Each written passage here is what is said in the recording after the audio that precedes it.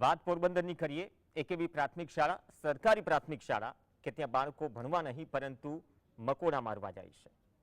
આ વાત ખોટી નથી। ખાસ રિપોર્ટ જોઈએ। આ છે પોરબંદરની બિરલા કોલોનીમાં આવેલી સરકારી બિરલા પ્રાથમિક શાળા। અહીં 2022માં સરકારે પોસ્ટર લગાવી દીધા હતા કે આ શાળા જર્જરિત હાલતમાં છે, જેથી કોઈએ પણ બિલ્ડિંગમાં પ્રવેશ કરવો નહીં।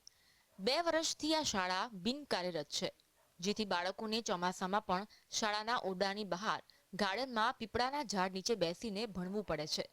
પરંતુ અહીં ઝાડની નીચે મકોડાનો એટલી હદે ત્રાસ છે કે બાળકો ભણવાના બદલે મકોડાથી બચવાના પ્રયાસો કર્યા રાખે છે। જો બાળકો ભણવામાં ઓતપ્રોત થઈ જાય તો ક્યારે મકોડો તેમને કરડી લે તેની ખબર પણ નથી પડતી। વાલીઓનું કહેવું છે કે બાળકો સ્કૂલેથી ઘરે આવે ત્યારે અમારે મલમપટ્ટી તૈયાર રાખવી પડે છે, કારણ કે મકોડા કરડવાના કારણે ઘણીવાર તો લોહી પણ નીકળે છે। અત્યારે બાળકો જો આ ખુલ્લામાં બેહાડે ત્યારે મકોડા જોવો તમે, જીવજંતુ જો અમારે ડેલી આના કોઈ બાળકો માટે અમારે ધૂપ છે માંડીને બધું અમારે ઘરે રાખવું પડે।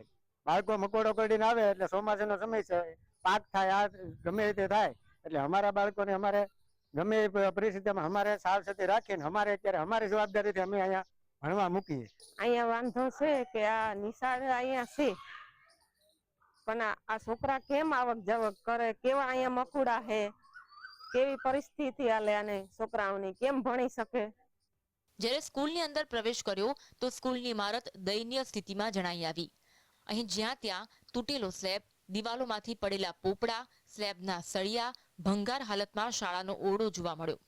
વાલીઓએ આ સ્કૂલને લઈને અનેક રજૂઆતો કરી, પરંતુ બહેરું તંત્ર સાંભળવા તૈયાર નથી।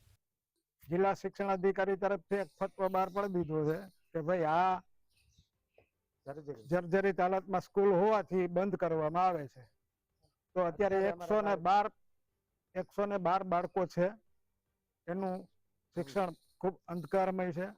એટલે મારી તંત્રને એવી વિનંતી છે કે જેમ બને તેમ આ બાળકોને શિક્ષણ માટેની વ્યવસ્થા થાય, અન્ય જગ્યાએ ભાડા પટ્ટે ગમે તેમ કરીને પણ બાળકો શિક્ષણથી વંચિત ન રહેવા દે એવી મારી વિનંતી છે તંત્રને।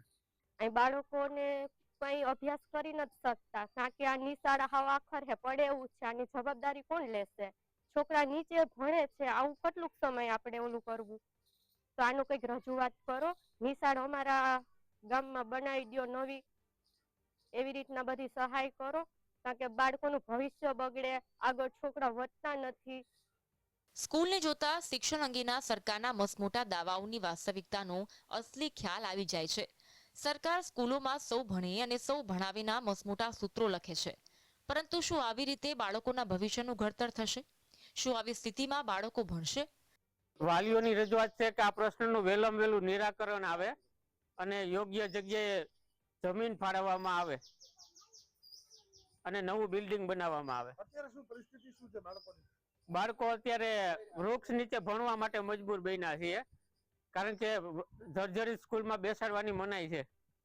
સરકારે વહેલામાં વહેલી તકે આ બાળકો માટે શાળાની વ્યવસ્થા કરવી જોઈએ કે જેથી ચોમાસામાં પણ બાળકો સારી રીતે શિક્ષણ મેળવી શકે। વિપુલ ઠકરાર, GSTV